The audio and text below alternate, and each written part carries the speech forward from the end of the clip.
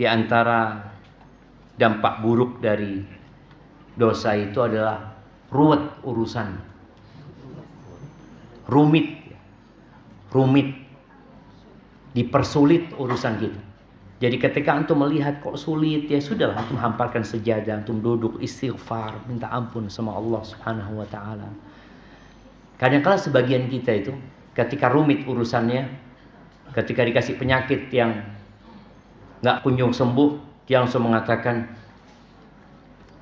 anak pernah dengar Ustadz menyampaikan bahwa musibah turun itu salah satunya untuk mengangkat derajat. Sepertinya derajat anak mau diangkat sama Allah. Oh, ya, ini orang merasa aman dari azab Allah itu dosa besar, jemaah. Dosa besar.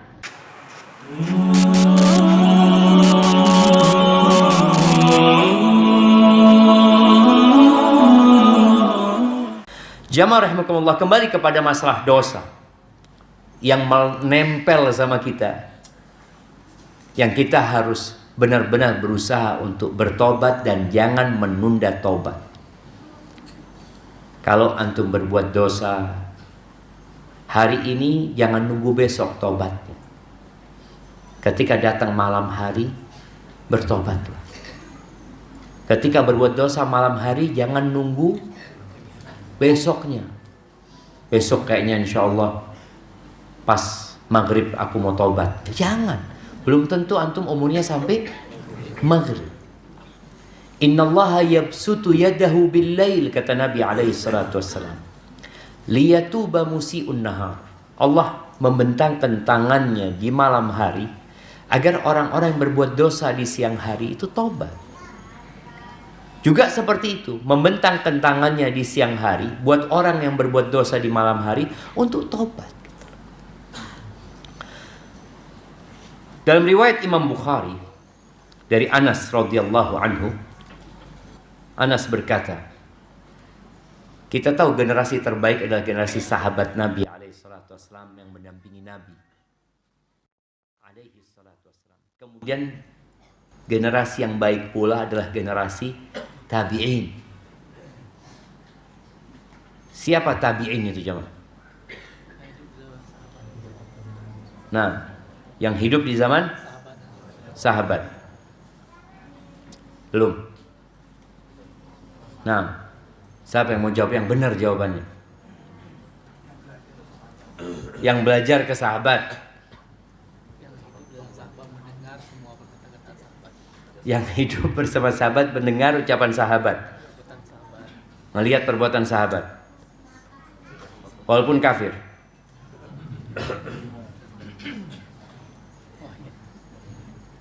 Nah, berarti dia yang beriman, melihat sahabat, itu disebut tabi'in. Tapi beriman. Sebagaimana sahabat itu adalah yang hidup di masa Nabi SAW, melihat Nabi, beriman. Soalnya Abu Jahal juga sejaman sama Nabi SAW, melihat Nabi SAW, mendengar dari Nabi SAW. Dengar, Abu Jahal itu dengar Quran langsung dari Nabi SAW. Apakah kemudian jadi sahabat? Enggak. Barakallahu fikum. Anda kasih hadiah buat antum. Warisan, nanti bagi-bagi warisan antum. Iya. Ini Anas berkata kepada tabi'in. Anas sahabat. Dia mengatakan, innakum la ta'maluna a'malan hiya adaqqu fi uyunikum minasy-sya'r. Kalian sesungguhnya kalian benar-benar melakukan perbuatan-perbuatan yang dalam pandangan kalian perbuatan itu dianggap kalian remeh, bahkan lebih remeh daripada, lebih kecil, lebih tipis daripada rambut. Inna kunna la na'udduha ala ahdi Rasulillah sallallahu alaihi wasallam minal mubiqat. Sedangkan kami di masa sahabat, di masa hidupnya Nabi alaihi salatu wasallam, menganggap perbuatan-perbuatan yang kalian anggap remeh itu termasuk dosa-dosa besar yang dapat menghancurkan manusia. Kalau itu di zamannya tabi'in, bagaimana dengan zamannya kita? Antum bisa melihat yang namanya pinjol itu dianggap tidak dosa.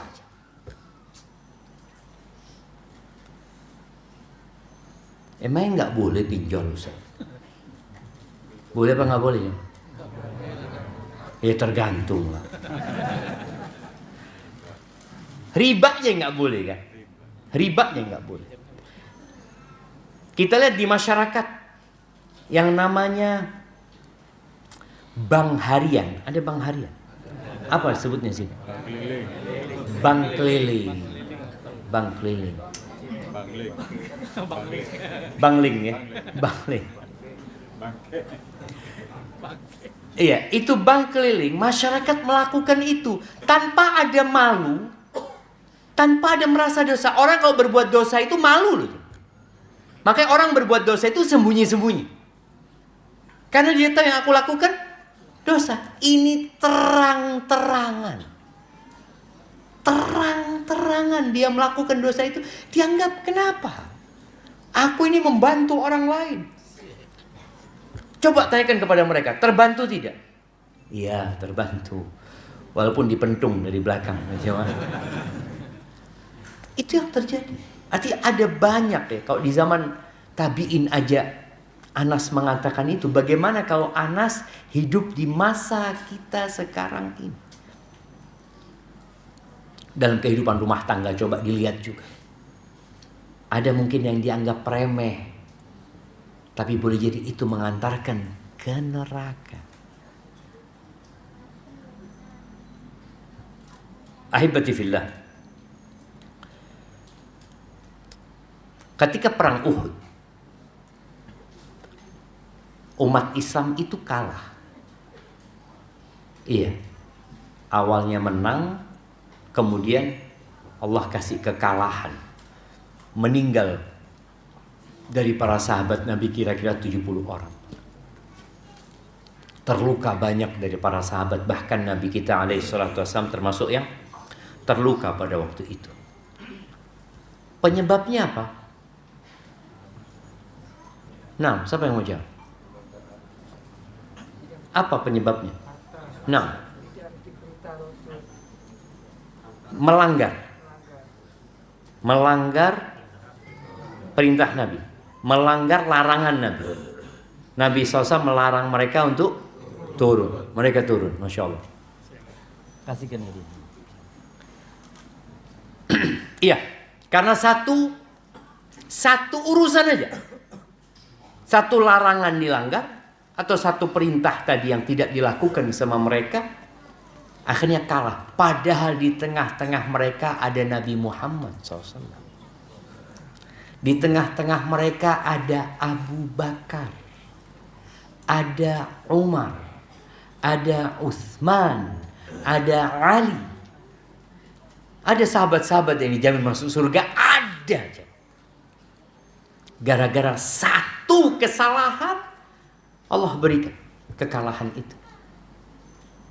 Maka jangan meremehkan dosa. Dan apa yang menimpa umat Islam sekarang? Saudara-saudara kita, kok nggak ditolong ya sama Allah di Palestina sana? Tiap hari kita dapat berita yang menyedihkan. Tiap hari jemaah. Tapi sebagian kita sudah tidak mengikuti. Dia sibuk dengan berita dia. Yang dia sukai itu yang dia tonton. Rasul sallallahu alaihi wasallam mengatakan, supaya kita tahu dosa itu punya efek samping yang buruk. Yang boleh jadi kita tidak merasa kalau kita sedang dihukum sama Allah. Contoh nih, teman antum bisa sehari baca 1 juz, antum nggak bisa. Kenapa kok nggak bisa? Padahal kalau bicara waktu, sama waktunya. Kalau bicara kerjaan, kerjaannya sama satu kantor sama anak dia Ustaz. 1 kantong. Tapi kenapa dia bisa baca Quran? Aku nggak bisa gitu.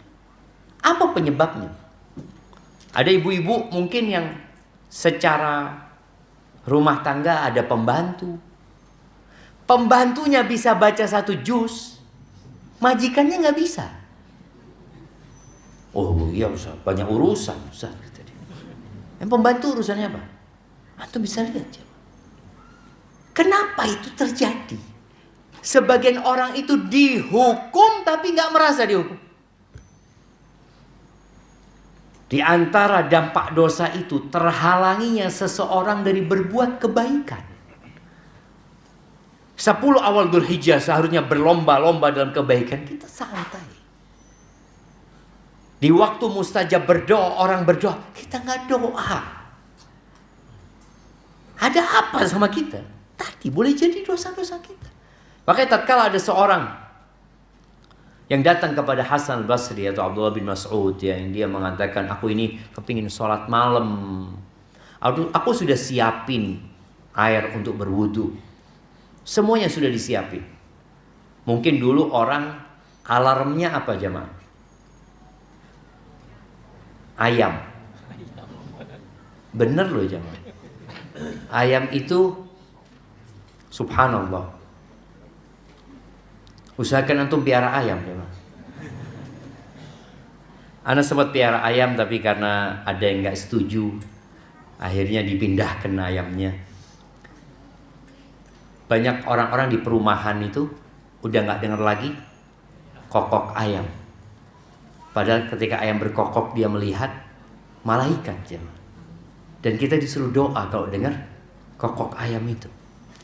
Ayam berkokok tidak selalu melihat malaikat gitu. Tapi kalau dia lihat malaikat dia berkokok. Makanya para ulama ketika ditanya, terus kita apa yang kita lakukan? Kan kita disuruh doa sama Nabi SAW. Ya doa aja, minta. Boleh jadi waktu itu dia melihat malaikat.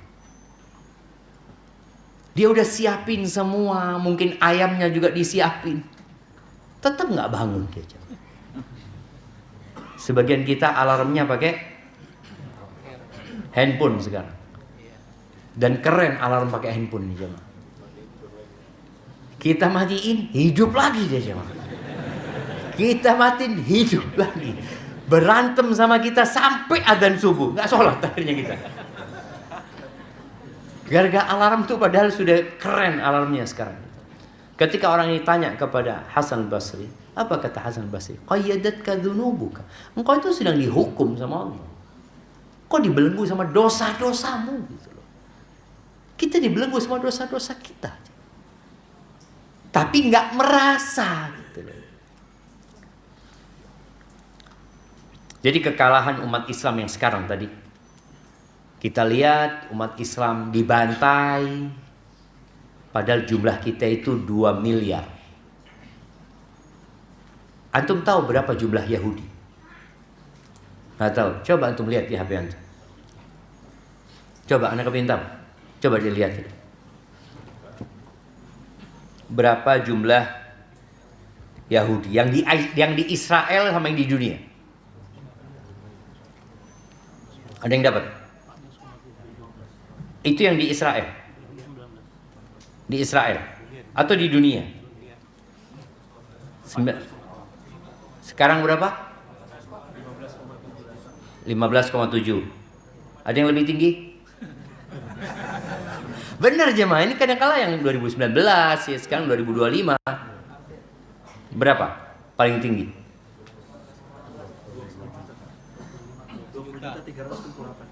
2025. 20 juta. Anggap 25 juta. Bisa menghinakan 2 miliar. Bayangin. Makanya ketika Nabi SAW mengatakan nanti kalian akan dikeroyok sama umat-umat itu. Sebagaimana orang kalau mau makan itu saling memanggil. Ayo kita bantai. Ayo kita habisi.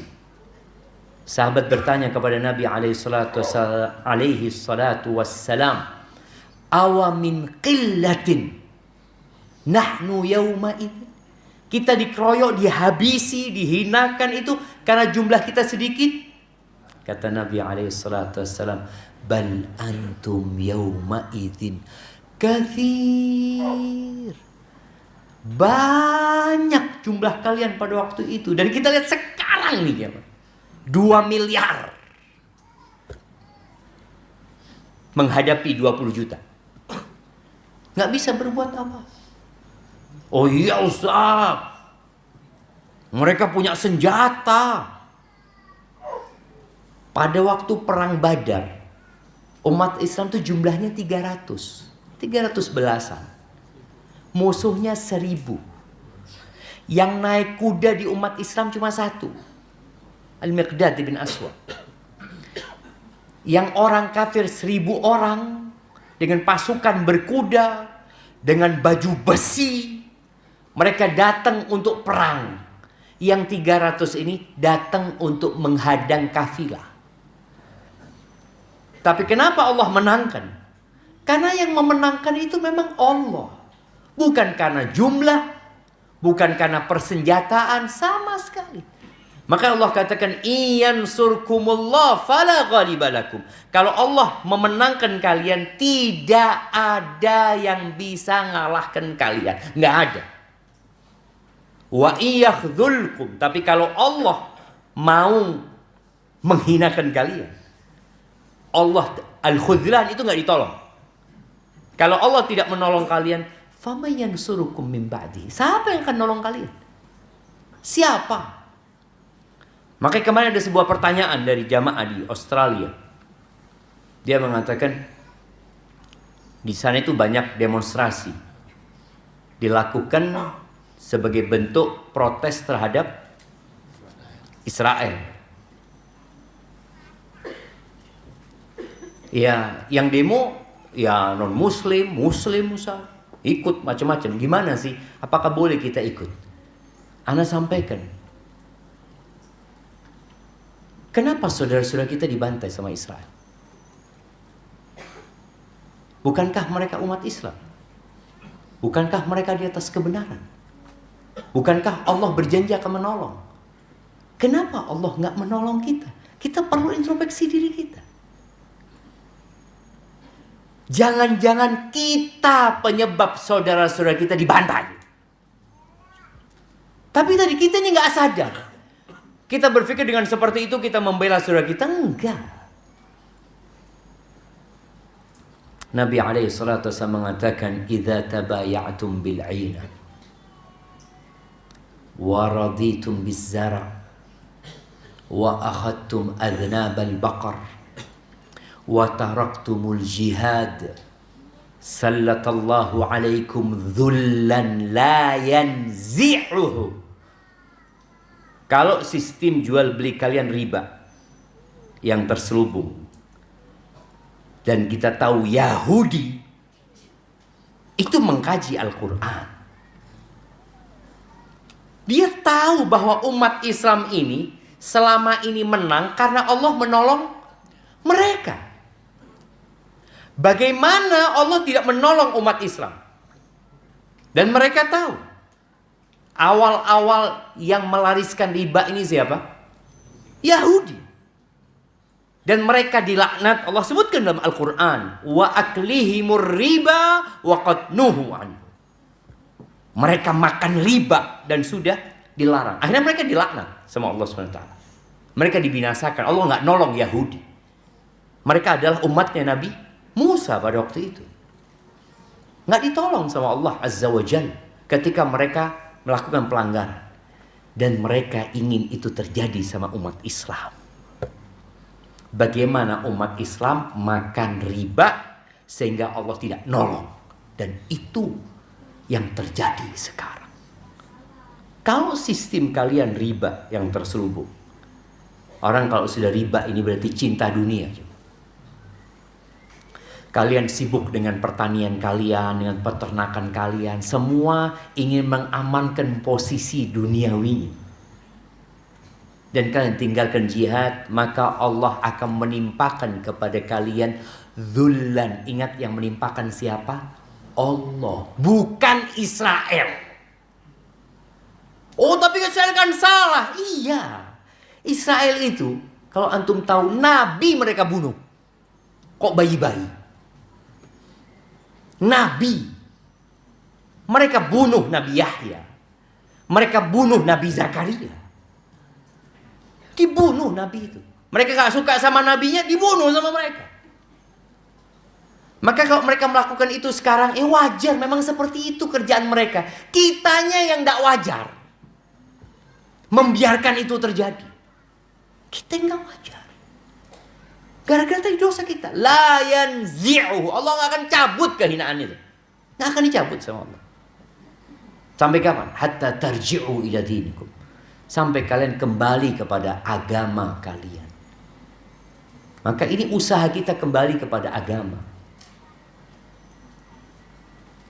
Baik jamaah, kembali kepada dosa. Tadi Allah tidak akan mencabut dosa itu sampai kita kembali kepada agama kita. Kemudian di antara dampak buruk dosa itu, kita nggak bisa mencerna ilmu. Atau nggak bisa belajar ilmu. Orang bisa datang pengajian, ketika kajian bisa nyatet, bisa paham, ini tidur. Kenapa seperti itu? Loh ada jemaah. Pulang orang itu dapat ilmu, kita dapat apa? Tapi dapat berkahnya loh Ustaz. Insya Allah yang datang kajian itu tidur-tiduran pun masih dapat berkahnya jemaah. Akan dikatakan kumu maghfuran lakum, kalian silahkan bangkit dalam kondisi diampuni dosanya. Tapi antum terhalang dari ilmu. Ada orang yang memang niat nuntut ilmu pun enggak. Itu boleh jadi karena dosa. Kadangkala tetangga masjid, ada pengajian di masjid yang enggak pernah datang. Sibuk. Ketika antum nonton handphone mungkin, ketika ada kajian ustadz dilewatin, antum bisa lihat kajian ustadz, enggak lah, boleh jadi karena dosa. Tapi kalau enggak bermanfaat, yang cuma ketawa-ketawa ini itu, wah, maka antum lihat boleh jadi karena dosa. Allah Azza wa Jalla mengatakan wattaqullaha wa yu'allimukumullah. Bertakwalah kepada Allah, Allah akan kasih ilmu sama kalian. Allah akan kasih ilmu. Kemudian kita ingat Imam Syafi'i ya, ketika dia mengatakan kepada gurunya, syakautu ila waqi'in su'a hifzi fa arsyadani ila tarkil ma'asi wa akhbarani bi anna al-ilma nurun wa nurullahi la yu'tahu 'asi. Aku pernah ngeluh sama Waki. Aku kok susah belajar ya. Hafalan-hafalan cepat hilang. Sebagian kita itu mungkin ngelihat ya, orang lain sudah hafal juz amma. Anak umur 60 tahun nggak sampai juz amma. Ya kan nggak wajib Ustaz. Loh iya, kita bukan bicara wajib, kita bicara mencari sebuah kemuliaan dan kehormatan. Orang nanti di akhirat itu akan disuruh baca Quran. Kalau antum punya Quran, baca Quran, suruh baca. Derajatmu itu di akhir ayat yang kau baca. Ada orang susah Ustaz, anak itu ya Allah susah menghafal Ustaz. Ya sudah, tinggalkan maksiat. Enggak Ustaz, jangan suudzon sama anak. Anak memang karena sudah tua. Loh subhanallah jemaah. Ada perempuan umur 60 tahun baru mulai menghafal Quran. Umur 63 sudah hafal 30 juz. Kok bisa dia? Lalu antum mengatakan anak sudah tua, sudah nggak mungkin. Terus alasan itu kita buat agar kita tidak mendapatkan kehormatan. Jangan lagi dilakukan. Berusaha. Boleh jadi memang karena dosa-dosa kita. Waktu kita sama orang 24 jam. Makanya kadangkala MC mengatakan ya untuk mempersingkat waktu, nggak ada waktu bisa dipersingkat gitu. 24 jam jadi 23 jam gitu, nggak ada. Tetap segitu waktu itu jemaah. Ya tetap waktu itu seperti itu. Makanya tadi kalau antum mengatakan enggak, waktunya dia berkah, waktunya kita nggak berkah. Itu masalah. Dan penyebabnya dosa. Ada dosa yang kita lakukan. Kemudian di antara dampak buruk dosa ini dihalangi dari rizki. Gimana sih Ustadz ini? Ana lihat orang-orang tetangga ana sholat enggak, tapi fulus. Ana yang soft pertama Ustadz, Allahu Akbar. Besok nggak tahu mau makan apa. Ingat, rizki itu pada hakikatnya yang bermanfaat buat kita. Ada orang uangnya banyak, tapi nggak bermanfaat buat dia. Jadi azab buat dia. Makanya ketika Nabi SAW berbicara tentang harta, manusia mengatakan mali, mali. Manusia mengatakan hartaku, hartaku ya. Lalu Nabi SAW mengatakan hartamu itu yang kau makan, itu milikmu. Kemudian jadi kotoran. Yang kau pakai, kemudian sampai usang. Jadi dipakai sampai usang. Tapi kalau dipakai, ditaruh, ya disimpan, belum tentu milikmu. Boleh jadi milik anaknya, boleh jadi milik ahli waris. Dan yang kau sodakohkan. Adapun sisanya, fatarikuhu linnas. Punya orang. Maka tadi ada orang yang dihalangi dari rizki. Gara-gara dosa. Nggak bisa memanfaatkan rizkinya dalam ketaatan kepada Allah Azza wa Jalla. Padahal fulus banyak. Seharusnya dia bisa punya rumah di surga. Tapi nggak punya juga.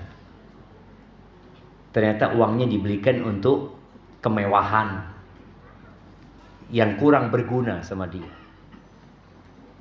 Ada lagi yang mungkin beli tas. Yang biasa beli tas siapa? Tunggu jamaah. Iya, yang biasa beli tas ibu-ibu. Tolong kalau beli tas baru, kalau punya yang baru, yang lama, dikeluarin. Itu jadi rizki. Karena yang dikeluarkan itu yang jadi milik dia. Kalau yang dia pakai, dia simpen, belum tentu milik dia. Tahu-tahu milik ahli warisnya. Nah, sayang gitu. Engkau nggak punya apa-apa. Yang kau sedekahkan biasanya yang jelek-jelek. Ya, kebanyakan kita itu kalau sudah jelek, bismillah sudah. Bagikan kata dia. Loh, tolong. Tadi rizki, dia halangi dari rizki gara-gara dosa yang kita lakukan. Sehingga kita tidak dapat manfaat dari harta yang kita miliki. Atau boleh jadi seret rizkinya memang. Allah mengatakan, وَمَنْ يَتَّقِ اللَّهَ يَجْعَلْ لَهُ مَخْرَجًا وَيَرْزُقْهُ مِنْ حَيْثُ لَا يَحْتَسِبُ. Barang siapa yang bertakwa kepada Allah, Allah akan kasih solusi dari semua masalah dia. Dan Allah akan kasih rizki dari arah yang tidak disangka-sangka. Sekarang ini di negeri kita sedang terjadi badai PHK. Nggak sebanyak waktu COVID sih.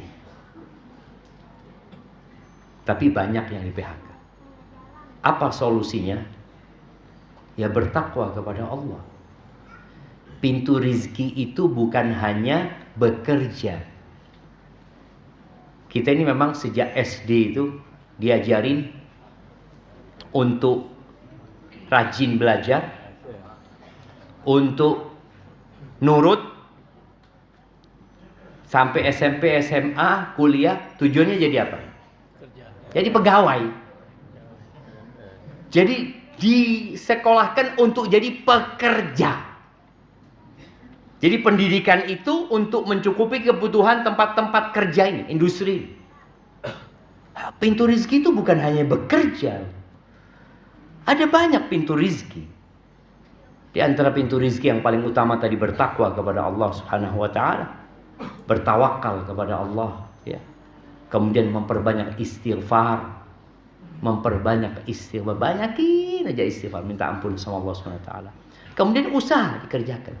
Usaha itu tadi nggak harus kerja sama orang, boleh jadi antum usaha sendiri. Ana seneng banget tadi ketika lewat sini, kanan kiri jualan semua ngomong. Ini suaranya sampai nggak ke mereka? Hah? Sampai keluar? Oh alhamdulillah gitu ya. Ya usahakan jangan sampai yang di sana nggak dengar kajian gitu loh. Cuma ngitung fulus doang dia. Yang dikhawatirkan mereka nunggu ini kok nggak bubar-bubar kajian. Baru jadi fulus tuh kalau bubar gitu kan, seperti itu. Maka alhamdulillah kalau mereka dengar, semoga jadi manfaat buat mereka juga. Tadi pintu rezeki itu banyak.